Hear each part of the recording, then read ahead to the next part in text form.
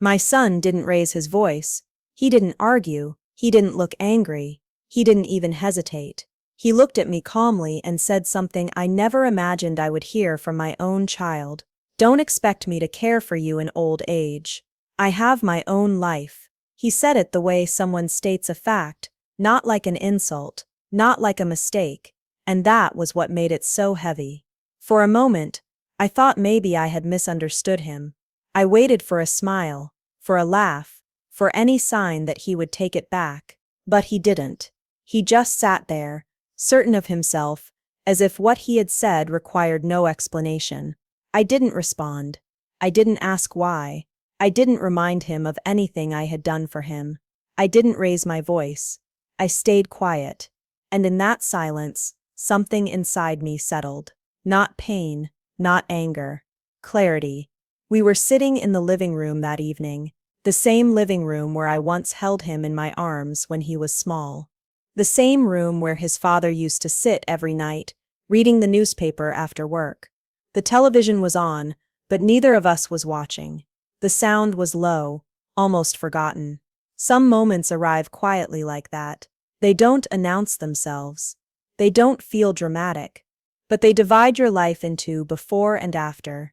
I have lived long enough to recognize that feeling. I am not a helpless woman. I never have been. I married young, not out of romance alone, but out of responsibility. My husband and I built our life slowly, not with shortcuts, Not with luck, with work. We saved carefully. We planned cautiously. We believed in standing on our own feet. And we raised our children to do the same. Independence mattered to us. But so did respect. For a long time, I believed the two could exist together. Our house was modest, not large, not impressive, but it was honest. Every wall held memory. Birthdays are celebrated quietly. Illnesses endured patiently. Prayers whispered when no one else was listening. That house carried my husband's presence long after he was gone. His footsteps, his habits, even his silence. After he passed away, the house became my anchor, and my son knew that. At least, I believed he did. After his marriage, things began to change. Not suddenly, not loudly, quietly. Phone calls became shorter, visits became less frequent. Conversations began to feel rushed. He spoke more about his stress, his responsibilities, his future. I listened, because mothers listen. At first, I thought it was just life. Marriage, work, pressure. But then the questions started to change. Questions about documents, about paperwork, about what my plans were. I answered calmly. Honestly, why wouldn't I? He was my son. That evening, when he said those words, everything became clear. Don't expect me to care for you in old age. This wasn't frustration. This wasn't exhaustion. This was a belief he had already accepted. I looked at him after he said it. He didn't look away. There was no guilt in his eyes. No hesitation, just certainty. And that certainty told me something important. He wasn't warning me. He was informing me. I said nothing. Because when someone shows you who they are, arguing doesn't change it. Silence does something else. Silence allows you to see clearly. After he left, I stayed in the living room alone. The television was still on. I turned it off. The quiet felt heavy at first. Then it felt honest. I thought about the years ahead, about aging, about illness, about vulnerability, and about what happens when you depend on someone who has already told you they will not be there. That night, I went to my bedroom and opened a drawer I had not opened in a long time. Inside were papers written years ago, documents prepared when my husband was still alive, when trust felt permanent, when the family felt unquestionable. I read every page slowly, not emotionally, carefully. Trust is not something you cling to when it no longer exists. Trust must match reality. Otherwise, it becomes danger disguised as hope. That night, I didn't make phone calls. I didn't confront my son. I didn't announce anything. I simply understood something I should have understood sooner. When someone tells you they will not stand by you, believe them and prepare accordingly. For the first time in weeks, I slept peacefully, because clarity brings rest. And by the next morning, everything had already begun to change. I woke up the next morning without fear. That was the first thing I noticed. Fear usually lingers after difficult conversations. It sits in your chest and waits for you to open your eyes. That morning, it wasn't there.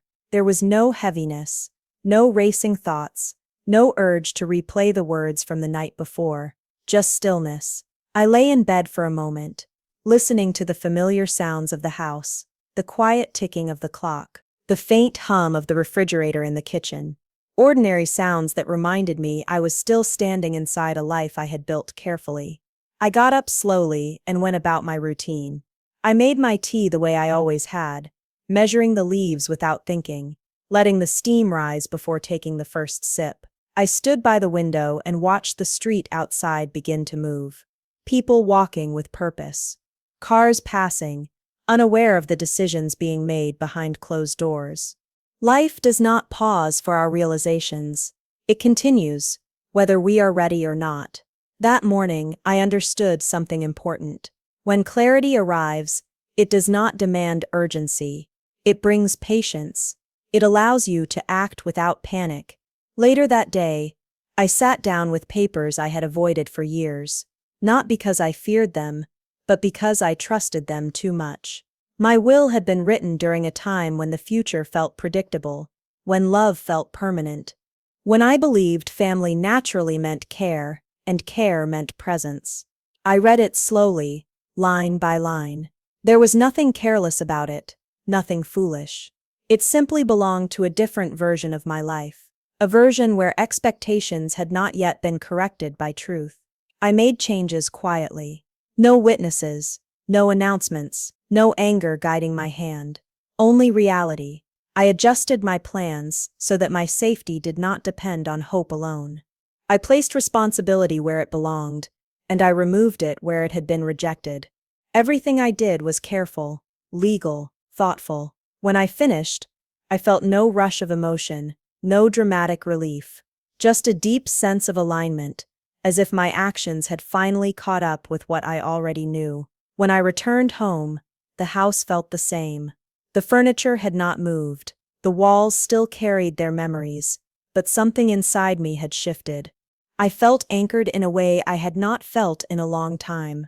That afternoon, there was a knock at the door. It was firm, repetitive, impatient. I didn't hurry. I walked to the door at my own pace and opened it. My son stood there, his posture tense, his expression alert.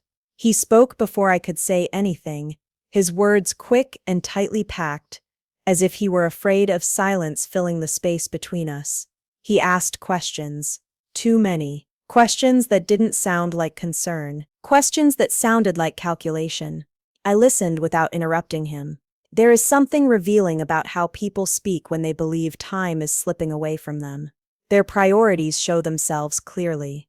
When he finally paused, I looked at him calmly and spoke with care. I told him I had reviewed my plans. I told him I had made adjustments. Nothing dramatic, nothing emotional, just facts, delivered gently. His expression changed immediately. It wasn't sadness. It wasn't guilt. It was a shock. He hadn't come prepared for consequences. He had come expecting reassurance, expecting control, expecting the familiar comfort of knowing nothing had really changed. For the first time in a long while, he looked uncertain. He asked me why. I answered honestly, without accusation. I told him I was respecting his wishes, that if he had chosen his own life, then I needed to secure mine, that independence works both ways, and responsibility cannot exist on only one side. He raised his voice slightly, not enough to be angry, but enough to signal resistance. I did not raise mine. I stayed seated. Still, grounded. He spoke about family, about duty, about obligation, words that had been absent the night before, words that arrived only after consequences became real. I listened until he finished. Then I said something I had never said to him before. I told him that love without responsibility is only comfort when things are easy.